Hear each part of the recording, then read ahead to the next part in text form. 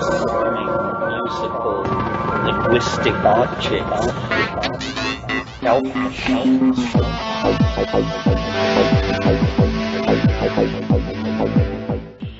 Greetings from Cyberdelic Space. This is Lorenzo, and I'm your host here in the Psychedelic Salon. And once again, I have some fellow saloners to thank for their generosity in sending in donations to help with the expenses here in the salon. And these fine people are Naomi M., Klaus H., Mark C., JP of Vabom, Jason W., Dominic G., and Adam K. And Mark, I noticed that you've been sending in a modest donation every month now, and I really appreciate your support. Also, let me read a short note I received from Klaus H. When he sent in his donation. Here's what he said.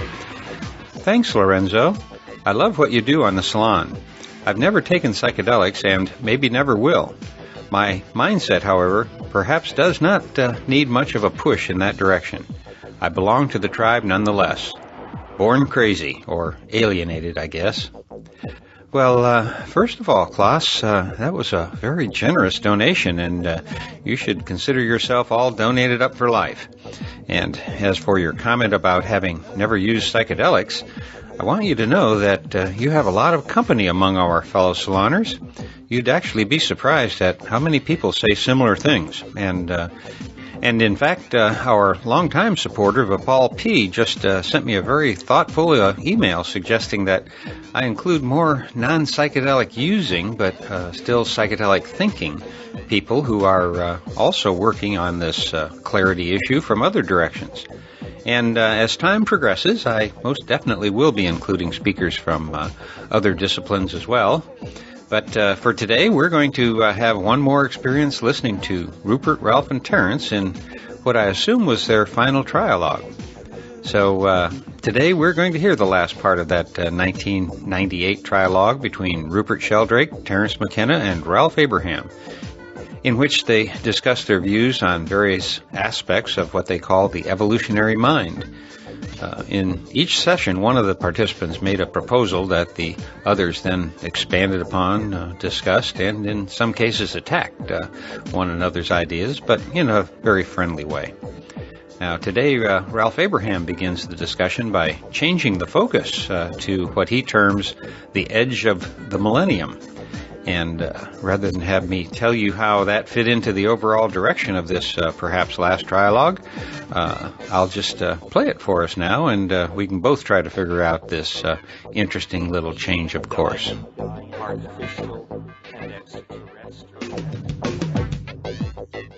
The call for our gathering, the announcement, part of the con which brought you here, mentioned the edge of the millennium, at the edge of the millennium. And so far, the millennium has been present by subtle implication alone.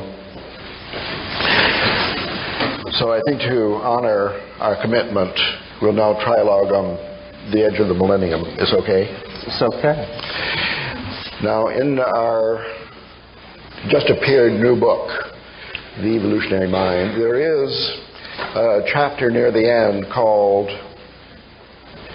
I forget what it's called, it's about utopianism and millenarianism. Two pretty long isms which altogether add up to an overdose of different approaches to the future which are more or less classical. And there we spoke extensively of the extant literature and literary tradition and industry of utopian and millenarian genre. So that kind of utopian and millenarian stuff is not what we're going to talk about in this trialogue. I want to introduce a completely different notion of the millennium, and I'm interested more particularly in the edge of the millennium. And here's how it goes. This is partly, according to me, a mathematical view of history that brings up this particular version of the idea of the millennium.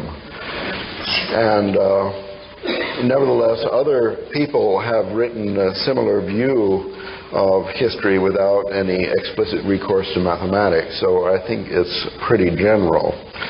It has to do, this view of history, with the approach we've taken toward biological evolution, that it goes forward in catastrophes and critical leaps and so on, sudden jumps. The punctuated equilibrium approach to history says that history goes along in a kind of a level plateau, developmentally speaking, although there may be a gradual development up or down overall, and then every once in a while there is a big leap. The first such view of history, I think, that we know about was presented by the ancient Egyptians. So this is nothing new. Now, in my own work, I have classified some major plateaus, including the last one, the one that we're at the end of now, according to my system of history, began 6,000 years ago or 5,500 years ago with the invention of the wheel and the first city-states and stuff like that, talking Sumer, talking Babylonia, talking ancient Egypt here. And so that's a 6,000-year plateau. Now, other people, for example, Bill Thompson, somebody we know and talk to about world cultural history, he has a similar scheme in which the plateau now ending is only 300 or 400 years old. See, there were people who really wrote about this explosion idea in world cultural history was Jakob Burckhardt. Burckhardt said the Renaissance was a quantum leap in world cultural history, and then other people said, well, what about Giotto? You know, what about Bottaccio? What about Boccaccio? And the truth is that whenever you look at two major milestones in history and consider that between the milestones to be a sort of a level road, then somebody will come along and find a smaller milestone in there. Nowadays we have fractal geometry, so we think that this is natural. Between any two big catastrophes, there'll be 10 smaller ones. Between any two of the smaller ones, there'll be 40 or 50 little teenier ones, and so on. The first person I know who put forward such a fractal idea of history, that it's not continuous, it's discontinuous, but the discontinuities are more or less dense, as in a fractal, the first such person is you, Terence. I give you credit in writing in my entry in the Encyclopedia of Time. You maybe have never read that book. Never read it. Well, there you'll find your name mentioned in a flattering way by me of all people.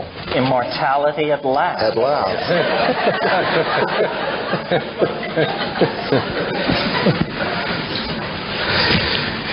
Well, to make a long story short, it's these controversial plateaus of history that I'm going to call millennia. And then if you want to go back to chapter 10 of the Evolutionary Mind and to read there about the history of the millenarial concept, then you'll see that the first one, wherein the number 1,000 was actually mentioned for the length of one of these plateaus, it gave his name to the thing. It was a special case of my more abstract idea of millennium. It's the plateau of history. And what I mean by the edge of millennium is those times when there's the snap-out from one equilibrium to another. Cro-Magnon comes out of Neanderthalis or whatever it is, and oxygen comes out of the archaeobiological background and whatever. And the interest of this, according to me, why are we here? Who would talk about the evolutionary mind? Who cares about the good and evil and the evolution of species and so on? This must be interesting only to the degree to which it informs us in this very present moment regarding our choices that we will make in the creation of the future. So according to chaos theory and its partner theory of bifurcations, this is one of the main things that teaches something like the butterfly effect that you've heard about.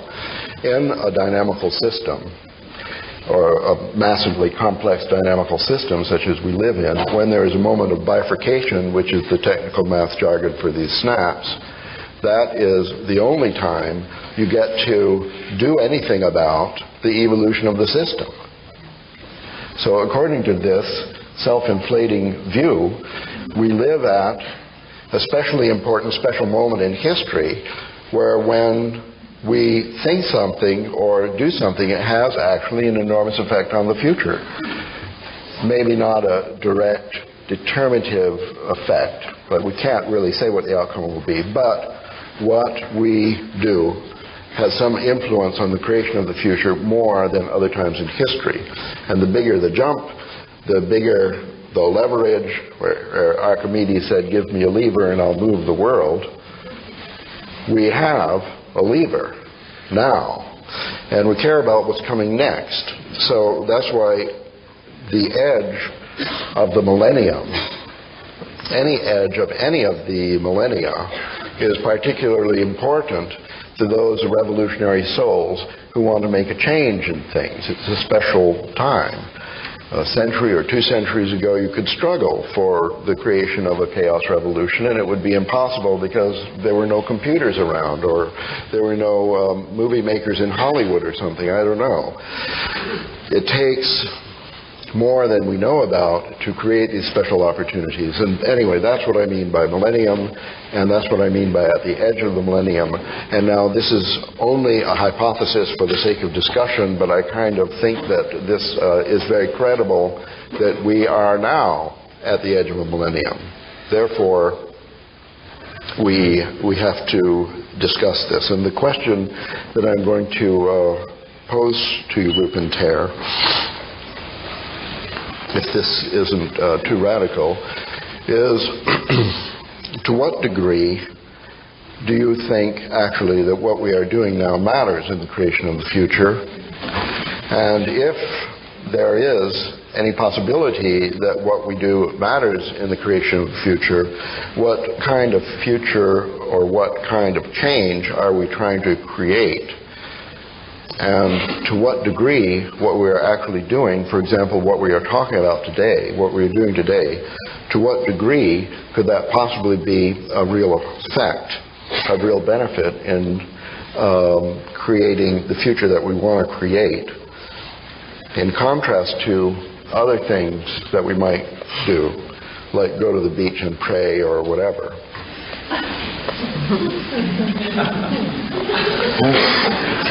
And particularly,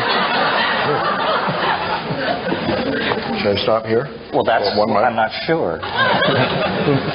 Yes, well, I'm trying to make this easier for you because I think this might be too difficult. I think I said this morning, or maybe I didn't, but I believe it and have said it many times, salvation is an act of cognitive apprehension. So we do matter, because to the degree that we are ignorant of vidya in the Buddhist lexicon, we retard universal progress towards some kind of enlightenment. But the doctrine of avidya, this is standing for all time since 1800 BC. Do you agree that this is a special moment? Yes, I think so. Not only a special moment, but the other thing I would call people's attention to is the fact that no matter whether you scammed your way in here today, and no matter whether you're going to go back to an appliance box that you live in under a bridge, the odds are that you are very close to the top of the pyramid of global empowerment. You are mostly white, mostly well-educated, mostly have enough disposable income to come to an event like this. It's worth pointing out that all that rides on the backs of those who do not have such privilege. And so, this is a moment of enormous opportunity, and those who find themselves in this moment with power, defined however you care to define it, have a moral obligation to act. And I don't advocate a certain political agenda, not that we must become Marxists or that we must become anything. What we must become is clear. We have the technologies and the informational structures and all the necessary abilities to create paradise on earth, to lift up the least among us to at least an acceptable level of comfort and freedom. Why do we not do that? Because what stands in our way is our own minds, our own habits. We must change our minds. That's the most powerful political work people in this room could do. And there is nobody who is so enlightened that they don't need to work on themselves and do this. To the degree that we can change our minds, we will escape extinction, marginality, and so forth and so on. And to the degree that we cannot change our minds, we will prolong the agony, perhaps unto death and extinction, perhaps only making the struggle more difficult. But yes, this is a moment of enormous opportunity. We have a yes. A yes.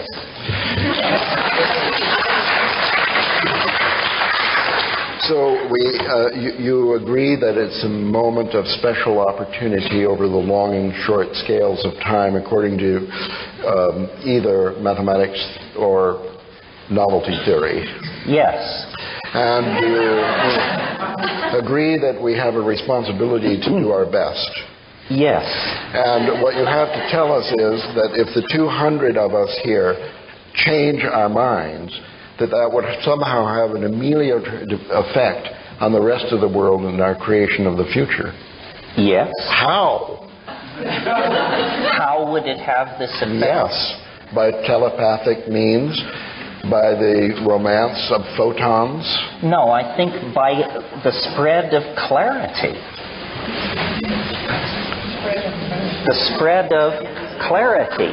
The elimination of redundancy in the system, and the spreading of a sense of shared purpose and the possibility of achieving that purpose. It doesn't matter what you do beyond changing your mind for a better clarity? Well, I don't want to say absolutely it doesn't matter, but I think that's the first obligation. If you charge off with some political agenda that is not informed by clarity, you're going to end up with business as usual. The road to hell is paved with good intentions, but it is not paved with clarity.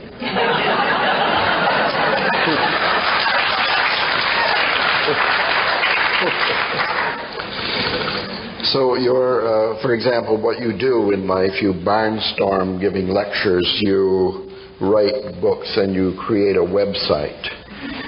And the effect of this, hopefully, will be to promote clarity. Correct. Well, first of all, I certainly agree that for me personally, psychedelic experience has enhanced clarity, whereas some people think the opposite. Well, let us have vigorous debate by informed parties on this subject.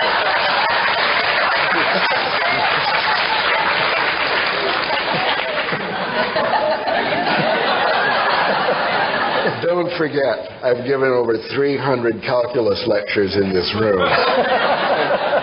It boggles my mind to look out and think, well, yeah, this is Santa Cruz. This must be Santa Cruz. No, this is real Santa Cruz. What do you think, Roop? Well, the question really is, I mean, changing minds, you were talking about the butterfly wing effect. The question is, if we change our minds, can it have a larger effect on other people's minds? Yes. Because if we decide to recycle yet more newspaper and so on, it's not going to have that much effect. The changing mind thing, the butterfly wing analogy, suggests some major change of mind spreading through our culture. Now, I suspect that you think the medium for this transformation is the World Wide Web. I suspect that Terence thinks the medium... Well, I think telepathy is equally powerful. Yes, but... Wait, I want to hear his suspicion of me. World Wide Web? Yes, I think... No, psychedelic drugs. World Wide Web, psychedelic drugs. I still haven't understood the psychedelic drug agenda. Britain has the highest percentage of psychedelic drug consumption in the Western world at the moment. And it's not entirely clear that this has resulted in clarity spreading through... Britain is the source of and the fountainhead of the worldwide youth culture that is creating the new music, the new dance, the new forms of community, and the new resistance to consumerist values. So don't sell the old UK... Come to the rave tonight and see clarity created. Yes, a crucible of clarity as Home at Last plays. And Terence takes the microphone. Well, it's not always perfectly clear what's going on when you have your nose in it, you know. Well, I mean, my own agenda relies partly on the World Wide Web, not as strongly as yours. And here in this room is Matthew Clapp, who kindly runs my World Wide website. Jailbreak.org. Yes. But my own view is that this clarity involves breaking the spell of rationalism, Cartesianism, a spell woven more powerfully than ever before this morning by Terence. I mean, it took on a new level of spellbinding in the way you described it. It's to recognize that we're far more interconnected, we're far more participatory in our relation with the world than this cognitive kind of science and cognitive model of the mind would tell us. And so I think the secret to waking us up, one of the secrets, is psychic pets. As you know, this is one of my particular themes. And the purpose of... I wrote a book which some of you may have seen called 7 Experiments That Could Change the World. The purpose of this was to find simple experiments that could give us clarity on issues that we know about already, which could actually have a transformative effect on our view of the world. They're to do with changing our scientific view of the world. And the scientific view of the world is a particularly important part of the spell that binds us all and that affects our whole civilization, our whole industrial culture. And it's an exceptionally narrow and dissociated view of the world at the moment. The reason I think psychic pets could play this part is, first of all, there's more of them than psychedelics. I mean, they're everywhere. There are lots and lots of dogs and cats that have telepathic bonds with their owners. About 50% of Americans feel that they've had a telepathic bond with an animal. Now, to recognize what so many people already know, through experiments to test these to see if they're real, and so far the experiments suggest they are real, this can give permission for people to recognize what they already know. Then all these closet holists, or most of us are closet holists, can come out and recognize that there's this kind of interconnection with other species and with each other that's been going on all the time, but which has been suppressed from the level of supposedly rational discourse by the idea that this is all superstition, it's not scientific, it's irrational, and so forth. I think that one of the big difficulties in our culture is the split between the rational, educated part of our minds, which we put on in public, and the participatory sense of connection which we have at home with gardens, plants, children, animals, lovers, and our nearest and dearest. And these are so dissociated that it's very hard for people to recognize that they're related in any way. Lots of dogs know when their owners are coming home in a kind of telepathic manner and wait at the door for them while they're on the way home. I calculate that tens of thousands of American scientists have dogs waiting at the door for them when they get home from the laboratory, even if they come at unusual times and in an unusual way. Yet, this phenomenon has been so subject to taboo that it's never been investigated scientifically at all. It could have been investigated at any time in the last 500 or 5,000 years. But the fact is the first investigations are happening at present. here in the room is David Brown, who works with me, is based in Santa Cruz and is doing experiments with psychic dogs, cats and cockatiels in Santa Cruz County. And if any of you have such animals, please let him or me know at the end, because we'd love to investigate your animals. You can take part in this research. So I think that grassroots research based on phenomena that are actually common sense, that are part of everyday life for many people, could help to wake us up, to give a greater clarity about what's really going on, and make us recognize that there's far more interconnection between us and other species and us and other people than is admitted in the scientific view of things, which is the worldview which most people feel they have permission to talk about in public. So I think that this transition, a butterfly wing effect, would be a few dogs and cats that do this being proved scientifically to be able to do it, shown on TV, would probably overnight give millions of people permission to recognize and talk about these events in their own lives. And never again would this subject be able to be stuffed back into the closet. I think these could lead to a great change in the way we think about the world. Now, it's not, of course, it's several steps from that to solving the ecological problems of the world, to dealing with the problem of multinational corporations and so on. But it's a step towards clarity, and it's one that could spread very quickly. Well, it seems to me the overarching theme here that unites all three of our positions is boundary dissolution. Psychedelic drugs dissolve boundaries. The World Wide Web dissolves boundaries, and certainly the discovery that our pets are communicating, anticipating, and understanding us is a boundary-dissolving perception. So really what we're saying is we must dissolve the artificial boundaries that confine our perceptions. Someone once said, if we could feel what we are doing to the earth, we would stop immediately. Because a man hitting himself on the head with a ball-peen hammer stops immediately. The feedback loop is very short. So we have compartmentalized our lives, and this allows us to do the fatal and lethal work that is destroying the planet, destroying community, so forth and so on. So maybe three answers as diverse as you've just heard here. You might search your own soul and ask what obsession or interest of mine would contribute to the grand project of boundary dissolution.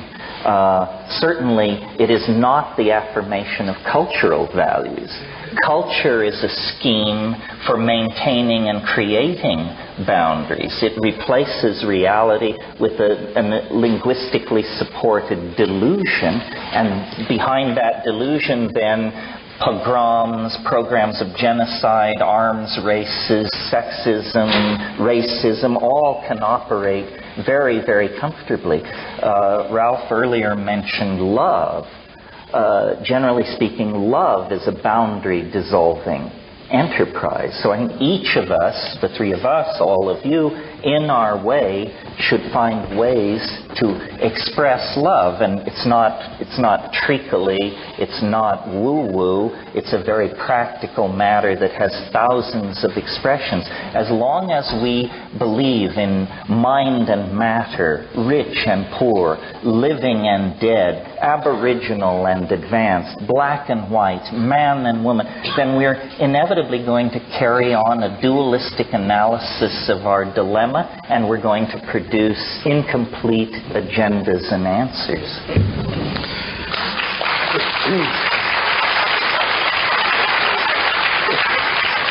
Well, this is good. I agree with everything. I admire you both for your revolutionary efforts. Nevertheless, I can't help having a sinking feeling. Here we are in the University of California. Naturally, my thoughts turn to the educational system. Now, we have here a group, I know there are actually a few undergraduates of the University of California at Santa Cruz are here by accident, as it were, and that's cool. But we have not yet taken over one regularly offered course of the university to enable students to learn science by doing research projects with psychic pets. Well, Ralph, the university is the last place where you would look for this. The university is the manufacturer of these cultural values that insert them. Well, that's why I'm bringing up this subject of education at this time. I think we've discussed the problem of education before, but my experience is that no amount of clarity in this group of 200 and other like groups is going to matter one whit when we are all adults. You see, the next generation will have to face the same butterfly problem with the same lever, because the majority of people will have their paradigm set in K through 12 in some archaic school system that sees its primary business to work against a worldwide cultural revolution. So the inertia, we have to overcome inertia, and we can talk about religion and psychedelics and getting clarity and so on. We know that the scientific establishment is a big obstacle as far as environmental problems are concerned, and so Rupert's work, the ultimate effect will be to deconstruct or revolutionize science, is very important in making a transformation among adult scientists worldwide. How can this matter at all if there's no change in the educational system K through 12, pre-K, pre-K, and back to the womb, the parents, and so on? That this chicken and egg loop has got to be somewhere in a more sensitive spot than the adult community. And what do you propose? Well, you work with youth, I guess. You're interested in talking with younger people, and Rupert, I know that you're particularly active in education through the existence of your children who are now subject to the educational system that does this criminal brainwashing that I'm talking about. So I'm just posing this now. Do you have any idea as to the transformation of our school system by a change of curriculum or the entrance of any weird idea into the actual program which trains most children worldwide? Well, I ought to have. There's a story that perhaps not everyone here is familiar with, which is when I was in New York a couple of years ago, I was asked to visit a school in Long Island. I was particularly urged to go there. A private helicopter was sent to take me. And I was asked to address the board and the teachers of this school. And when I asked them what they'd like me to speak about, they said they wanted me to speak about the rectified Sheldrake principle on which their entire curriculum was based. So when I said, what is the rectified Sheldrake principle? They said that was the very question they were asking and hoping that I would explain. I then asked who had invented the rectified Sheldrake principle on which the curriculum was based, and they soon revealed that the author of this principle, or at least the author of the documents on which their entire curriculum were based, was Ralph Abraham.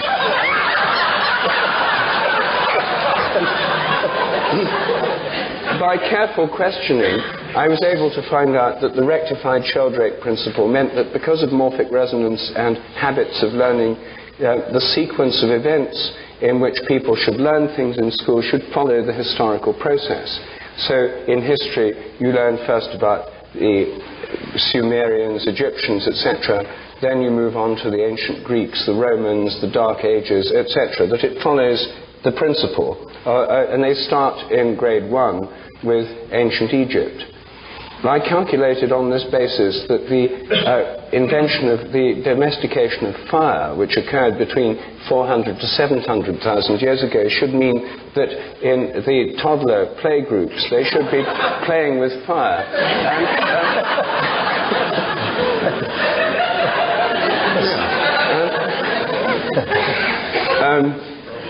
I pointed this out, but that wasn't part of the curriculum I was suggesting. I discovered that there was, in fact, an entire process of educational reform afoot in this country, behind which is the guiding genius of Ralph Abraham. So I think we should ask you this question, Ralph, since you've more experience than most of us. Well, I'd rather that people with less experience speak about it. because my experience has been very disappointing. Oh, no. No.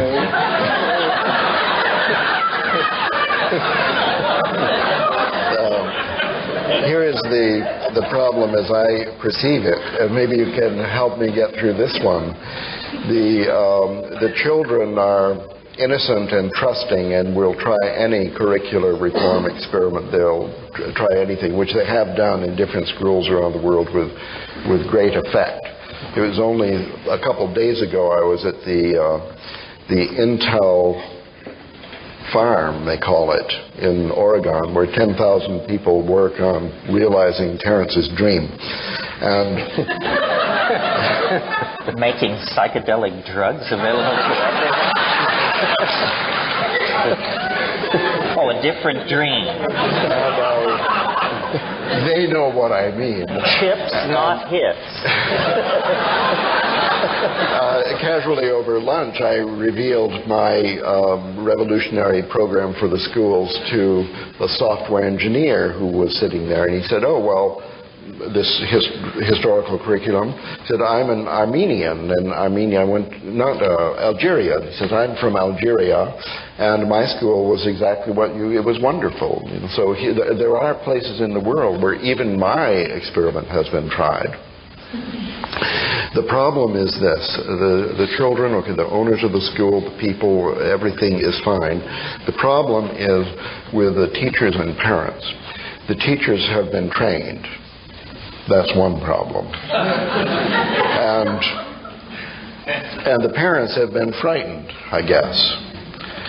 So the parents absolutely refuse any experiments that would affect their children because of the danger of a failure. You see that they consider the current system, which is guaranteed to fail, is somehow safer than an experimental system that might fail. The insecurity itself is a source of anxiety.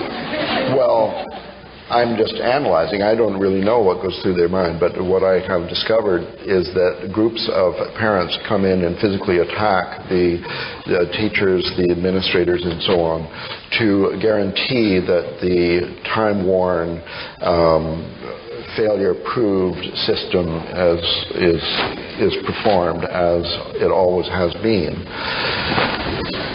Do you see the problem? Older people seem to That's be why the problem. Terrence has recommended mushrooms. That's why Rupert has suggested psychic pets. You see how revolutionary is psychic pets? We're talking about the parents here. After it's proved to them that what they already know is true by somebody in the authority of the scientific establishment, then their truth will become true for them for the first time due to the fact that they trust authority more than they trust their own experience.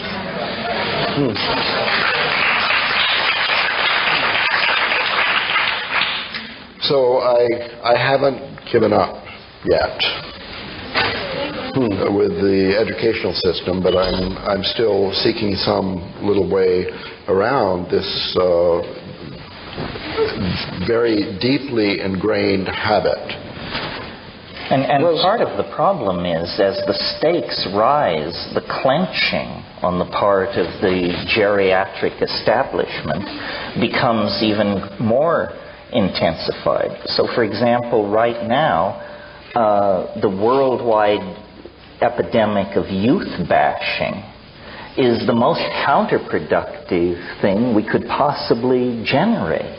I mean, we're leaning on the very people who are going to have to save the situation. Why not admit the obsolescence and bankruptcy of the old models and take our foot off the neck of youth and honor an interest in psychedelic experimentalism, sexual redefining of roles, a new look at how we relate to work, a new look at how we relate to community. Instead of marginalizing youth culture and defining it as a phase, misguided, naive, foolish, we should say these are the uncorrupted people in society who have not yet felt the hammer of the programming and the guilt and the creodes of economic necessity, and try to build upward and outward from youth culture rather than suppressing it. For this reason, I will be appearing at a rave tonight that starts after my bedtime.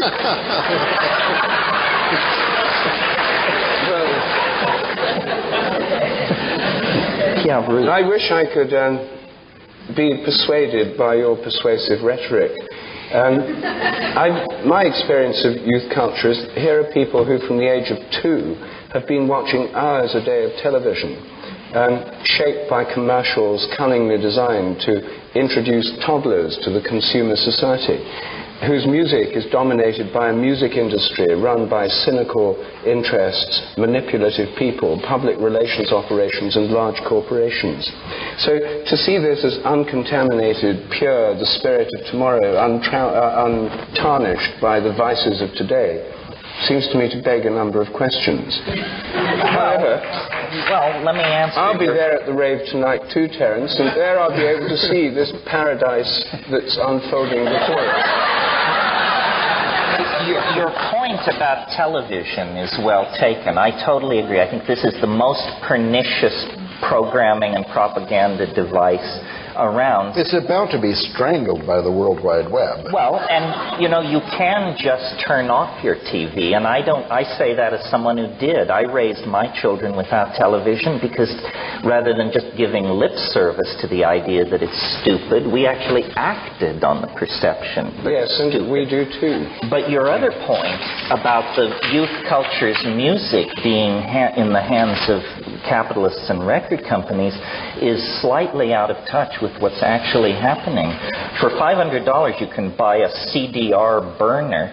Bands do this, and most youth culture music is now put out in editions of under 1,000 pressings, and really the corporate middlemen have all been gone around, and the big record corporations are not at all in touch with real tastes and real creativity in the music business. They recycle garbage that they support with massive public relations programs at the same time that real creativity is alive and well and thriving on a fractalized micro scale that goes right around the desires of mass consumerism.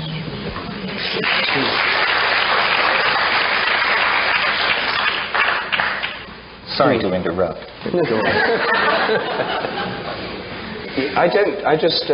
would be good if there could be an experiment carried out, perhaps with you as the cheerleader, for this youth culture of tomorrow actually to be able to be permitted rather than suppressed and so on, to see what happens.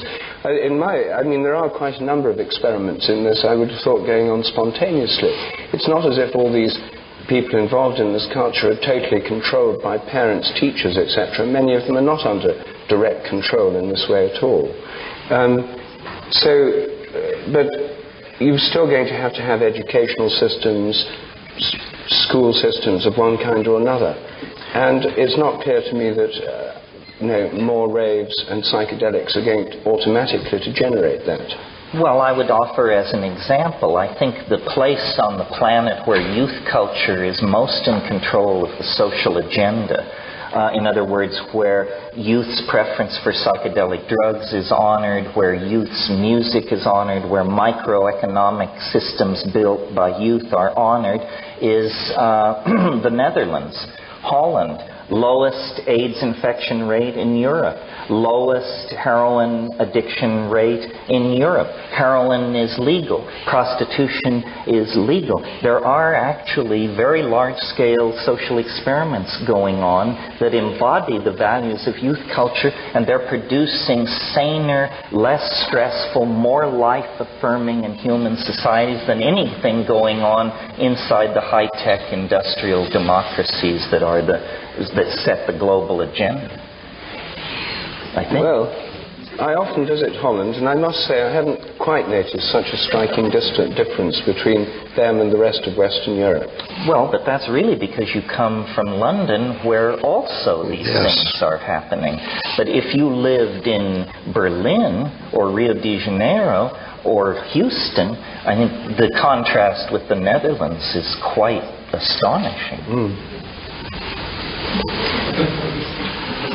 Didn't mean to stop the show, folks. Ralph, you're not saying enough. Oh, am I guilty then of too much self-indulgence? No, you've posed important problems. Yes. You've shown how on the edge of the millennium great steps or small steps are needed that magnify through butterfly effects. Yes. You've asked me and Terence what you think they should be. Yes. You've told us you're disappointed by your own experiments with the reform of the educational system. Yes. So what next? Well, well, as I say, I think that we're at the edge of a millennium. We're at a turning point. What may be coming down the pike could be 2 or 3 miracles that will decidedly change the definition of the problem. And in the meanwhile, I think that we're more or less stuck in the situation where we keep trying what we're doing and believing that it has at least some chance of having an effect. I think that the educational system might change itself by a miracle, for example. And it could do that in a way that had nothing whatsoever to do with any of our efforts, or in fact it may be that some little thing that we did mattered. I think that your work in the revolution of science is very important and very promising, and it's proceeded with essentially without funding, because the genius of the program that you've evolved is that it has this enormous leverage, and at every crossing of the road you've made the right choice to get more leverage. And Terence, I think that your program also is a good one, in that it's over the years changed in the direction of younger people, and that you've been changed your approach to maximize. And I don't see in either case that there's an enormous backlash working against you, that other revolutionary movements have been stopped by a backlash, and although you don't have funding, you don't have groups calling you up and threatening your life and so on. In my own case, I have felt, I've written about this endlessly. Besides writing mathematics, I write that mathematics is important. And through the microscopic analysis of the hinges of history, the edges of millennia past, I have pointed out exactly where in each case mathematics had a key role in the miracle and the bifurcation that happened. I think that society that rejects mathematics cannot actually successfully deal with these problems, and therefore I've activated myself against the problem especially prevalent in the United States, and concomitant with other problems that are especially prevalent in the United States, the problem of math, anxiety, avoidance, and misunderstanding.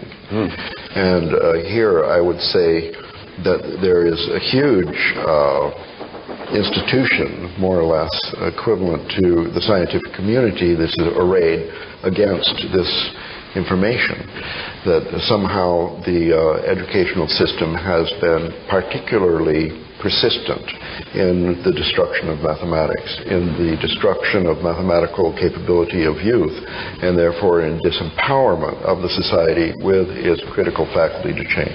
I do not believe you can have any clarity of view in the progress of history with no mathematical training on the part of any of the participants.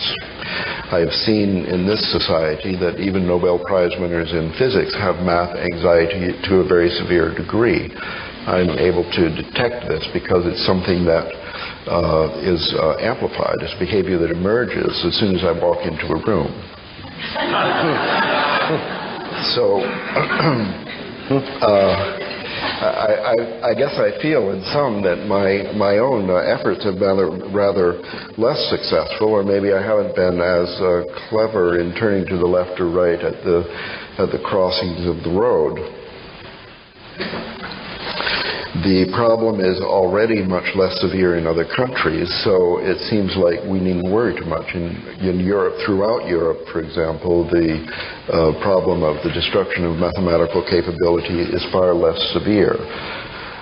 The only thing really disturbing there is that it's growing at an alarming rate, that it's they're inheriting the disease from the United States, a spreading disease based on standardized examinations like the SAT and equivalent movements. So there you have it, a problem that's so bad that the very mention of the word mathematics produces an aversion reaction that is paralyzing, so that much as I hate to, and you've seen this today, that I can go through an entire day without mentioning mathematics, but not the word mathematics, in the hopes of tricking people into recognizing that some ideas like this that have to do with perception of space-time patterns in the abstract, that these skills are useful. Can I add to that? I mean, I don't think what Ralph means is that it's a tragedy that most people can't factor a quadratic equation. I think he speaks as he does because he is so professionally immersed in these issues. As someone somewhat more distant from all of this, but in agreement from Ralph, the failure to teach mathematics in practical, social, and political terms boils down to a failure to teach logic and discriminating understanding. The great evil, in my humble opinion, which haunts our enterprise, and I say this realizing I'm setting the fox among the chickens, the great evil that has been allowed to flourish in the absence of mathematical understanding is relativism. And what is relativism? It's the idea that there is no distinction between shit and shinola. That all ideas are somehow operating on equal footing. So one person is a chaos theorist, another is a follower of the revelations of this or that New Age guru. Someone else is channeling information from the Pleiades. And we have been taught that political correctness demands that we treat all these things with equal weight. Because we have no mathematical ability, no logical ability, we don't know how to ask the questions that expose some positions as preposterous, trivial, insulting to the intelligence, and unworthy of repetition. So we all are very comfortable bashing science and flailing away at that, but that isn't our enemy. Science is capable of undertaking its own reformation and critique, and has been engaged in that fairly vigorously for some time. The enemy that will really subvert the enterprise of building a world based on clarity is the belief that we cannot point out the pernicious forms of idiocy that flourish in our own community. And this problem is growing worse all the time. I mean, just pick up a copy of Magical Blend or Shaman's Drum, and you will discover an appeal to the level of intellect that makes what's going on with television advertising look like a meeting of the Princeton Institute of Advanced Study. We have tolerated too many loose heads in our community. We are not willing to take on the karma involved in argument and discourse that actually gores somebody's ox, so that at the end of the day, iridology or Mormonism or some other form of institutionally supported foolishness lies in shreds on the floor. We consider this politically incorrect. I can feel the tension in this room because people sense I might gore their particular ox. If we had learned mathematical logic or reason or rules of evidence.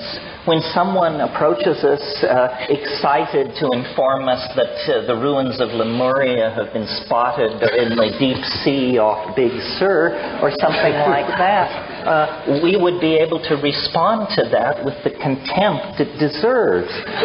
I had a conversation about this recently with someone who, if I had to describe their job category, I would describe them as mafiosa. And I said, what do you think of the abduction phenomenon?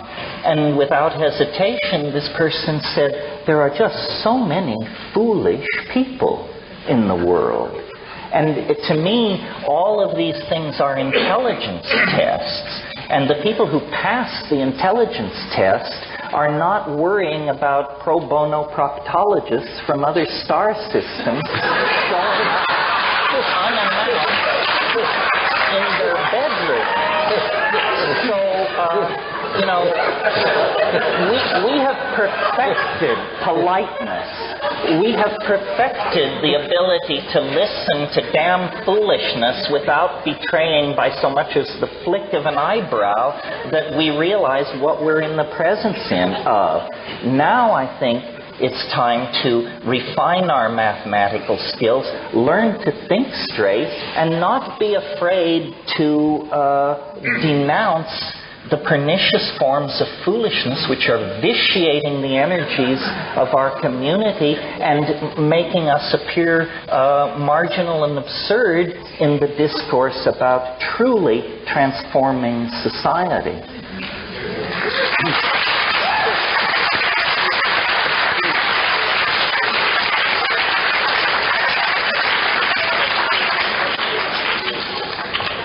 Well, I can't wait to see this laboratory of clarity unfold before me tonight. Well, there's all nonsense is dispelled. The scalpel of reason is brought out by Terence. Yes, well, it is an ambiguous enterprise and fraught with contradiction, but forward, ever forward. You're listening to the Psychedelic Salon, where people are changing their lives one thought at a time. And so ended what I think was the last trialogue that they held. Maybe not, but it's the last one that I know of. And as we were listening to the end of this conversation just now, one of the last things that Terence said really struck me, so much so that I'd like to play it again right now. It's time to refine our mathematical skills, learn to think straight, and not be afraid to denounce the pernicious forms of foolishness which are vitiating the energies of our community and making us appear marginal and absurd in the discourse about truly transforming society. Now, I'm one of the worst in the world about this because I go out of my way to accommodate people who I find too far out in left field for even me to be comfortable with. And as a result, I probably seem to give my approval for behavior and points of view that I find, ridiculous is the first word that comes to my mind. I'll give you an example. Several years ago, at one of the Mind States conferences, just after Sheldon Norberg gave a presentation of his one-man play, Confessions of a Dope Dealer, and Sheldon, by the way, can be heard in my podcast number 64, in case you missed it. Anyway, after his talk, I joined a crowd of people gathering around him to give him congratulations. And one of the people in the crowd was a young woman with, spiked purple hair, strange clothing, and weird makeup. And she was literally just bouncing around into people because, her sense of balance was essentially gone and quite obviously the result of some unknown substance she had probably ingested.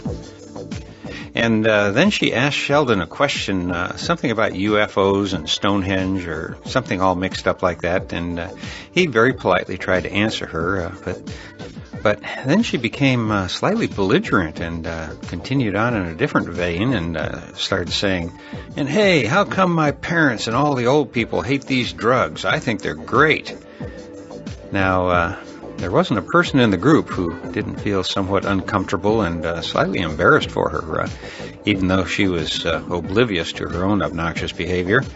But Sheldon did exactly what Terrence suggested just now, and that is tough love for screwballs. Rather than just trying to ignore her, Sheldon looked her straight in the eye and very calmly said, "Because they're afraid that they'll turn out like you." Well, there was a hush in the little crowd for a moment, and then this young woman sort of gathered herself together and said, "Thank you," and left. Hopefully, she's now given some thought to his answer. But in any event, I think Sheldon did a lot more to help this person than I would have by simply humoring her. You know, it's a fine line between being rude and giving somebody your honest opinion. And that's something I probably need to focus on more often myself. Anyway, getting back to the trial log, the first question I'd ask you, as I'm also asking myself, is whether or not you think we are now still at the edge of a millennium. Personally, I think we are. And I don't think it is just the year 2000 or just the 2012 craziness or just a change of astrological age from Pisces to Aquarius or just the advent of the information age and the internet. I don't think it's just any of those things. I think it's all of it. And we are definitely in some kind of an evolutionary snap, as Ralph just now called it. Or, as is equally possible, I may be just trying to make our present age have more meaning than it deserves. But, hey, it's the age that you and I are living in, and so why shouldn't we consider it a pivotal age? It will at least be pivotal for you and me. But keep in mind, even though we may be at what Ralph calls a hinge in history, we still have to do something to swing that hinge in the direction we think it should go, whatever that is. So press on, my friend, press on. Now, before I get out of here, I've got a few announcements that you may be interested in. One is a podcast that I mentioned a week or so ago called In a Perfect World with Rak Razam, in which he had an excellent interview with Dennis McKenna.